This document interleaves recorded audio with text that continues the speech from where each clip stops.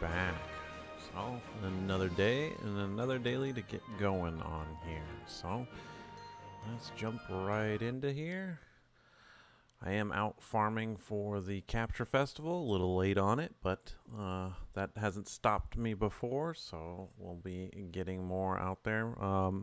As a little TLDR for everyone out there capturing, you do not need to capture, hundreds of these Astromon out here. We only have 3 versions, and if you break it down and you do the math on the for the Capture Festival, you should only need I'm pretty sure 62 Astromon total. So you only need to go out and capture around 62 of the fire Euricas that are there. So I'll double check that here in a second, but let's get going. So, thinking about it, coming over here into the summon, and we got the fusion. Light for both light and the dark, you need 4, so that's 4 times 4. You need 16 fires just to get light and dark. So there's 16 there. And this is all for your Astro Guide, by the way, to get gems out of it. Then you need 16 more for the fire version to be complete. So that brings us up to a total of 32 Astromon, and then you can subtract 1 out of your next 2 sets. So we can take 2 more out because you have the light and the dark. So that means we need 2 more 15s. So that'd be 30 more Astromon. So I'm right, 62 Astromon in total that you need to go out there and capture. So make sure that unless you are just trying to farm up for your rebirth festivals and things like that you only need 62, so save your Astro Gems for a Capture Festival that you need over 100, or close to 100 I should say, Astromon to capture. But that is usually how those roll down, and once we go out I'll kind of talk about my strategy after we do the daily, or as we do the daily here, of what I go and do. Let's upgrade this once here. And of course, because I've been running all day, a lot of these dailies are already kind of done, so it is like that. But we'll do all these: Starstone, Elemental, Astromon League, and Expedition rewards.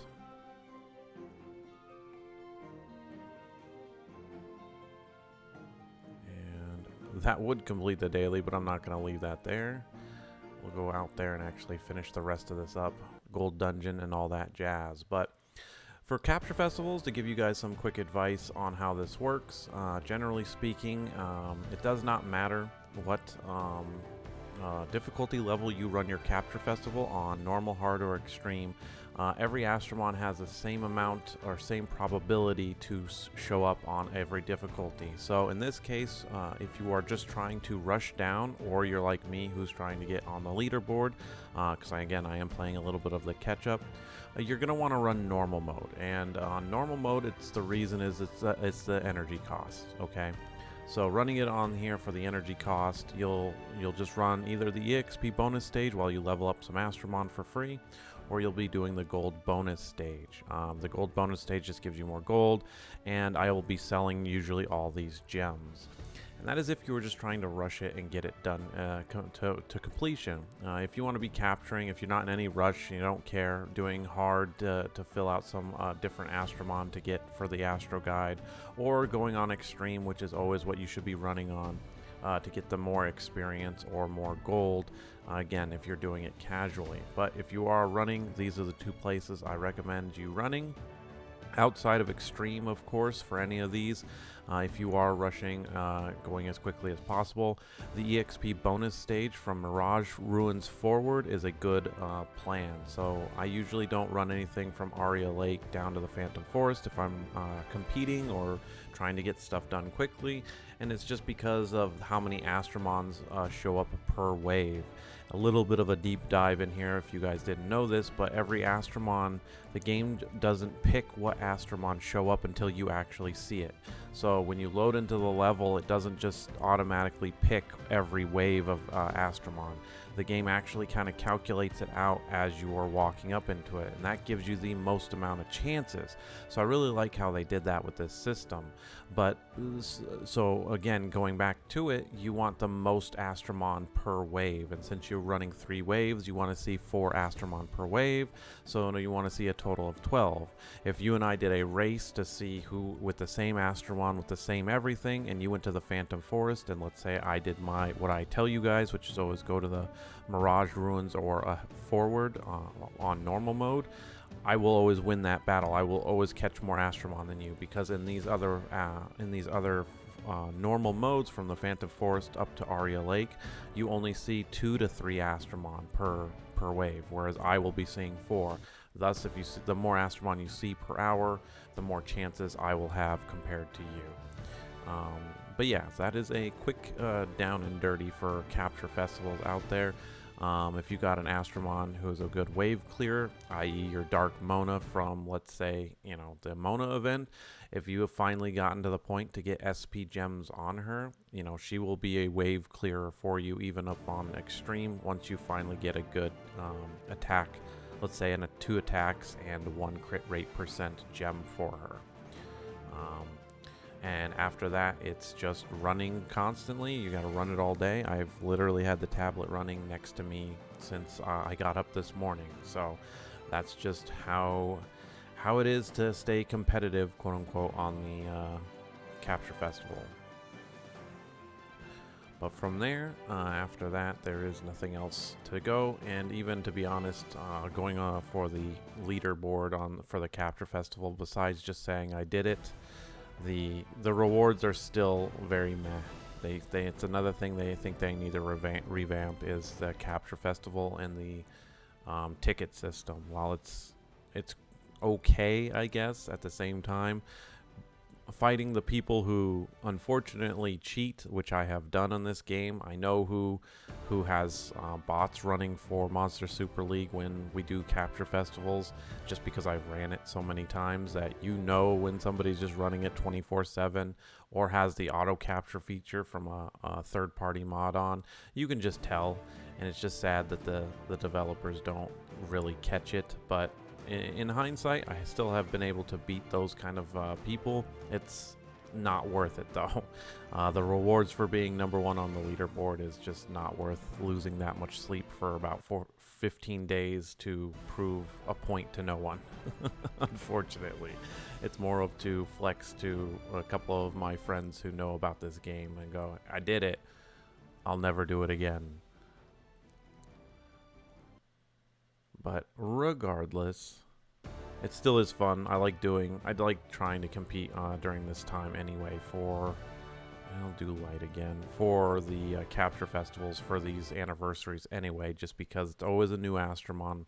We've never had a repeat, and usually when there's a new one out, I'm on the board with it. But again, vacation was a little bit more important this time around. Still got some videos out for you guys, and you guys have definitely been enjoying those, and I'm very grateful that it's helping guide you through Monster Super League a little bit. The unfortunate part is, again, it is a slow burn. I wish we could change that, but this is you're looking at the mindset back in 2016.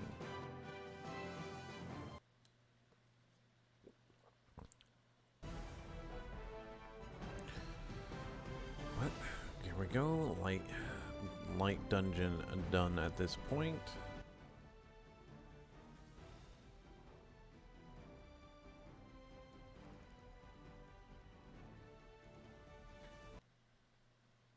Go run our Astromon League. We don't need to capture anything because I'm already out capturing and I've already gotten that done. Oh, mono team here. Let's check the defense. Oh wow, my Persephone's doing in work even against these level 60 teams. Interesting. Okay. Well, let's oh, it's a new week too, so we don't have SP up. All right. Well, this ought to be fun. Let's just poke the bear, so to speak. Let's throw Hana in. We need Persephone.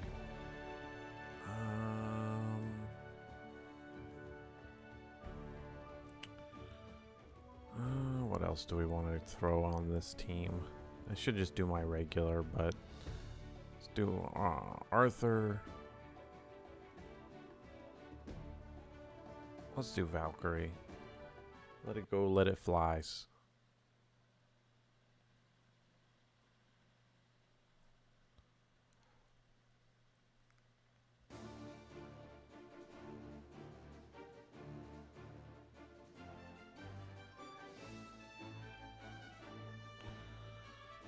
Bastion set on wood. Well, let's just do this one first. We didn't crit.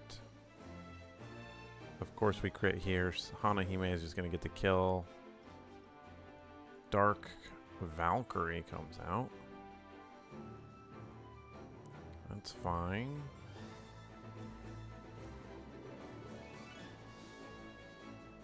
We'll just pile on that one. There's really nothing I'm going to do here. We're going to get the hit from Arthur, unfortunately. But we have good old light Hanahime, and that shield is god tier. Let's see if we get some defense downs going here. We got 2, which is great because this is going to shred. See you later. And Arthur didn't even pop the shield. We're just going to 4-man auto and win.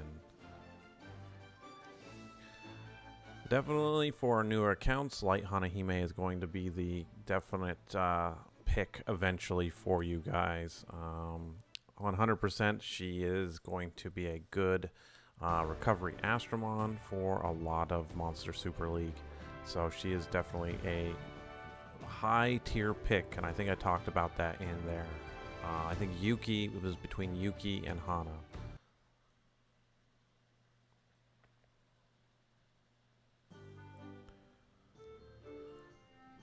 But regardless, I think that is all. Yep, all the daily is done for today. So we will call it there. Another video is going to be coming out for the new account very soon.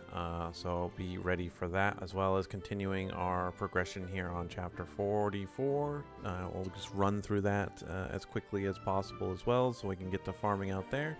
But for the meantime, I'm going to go back to trying to catch up on this leaderboard. Let's see where we're at right now. I'm at 111, so almost on number 7. Not too far behind, if I'm being honest, of this person on the leaderboard. I should catch them within the next couple of days if I keep it going at this pace. But thanks for watching, and I will see you all in tomorrow's video.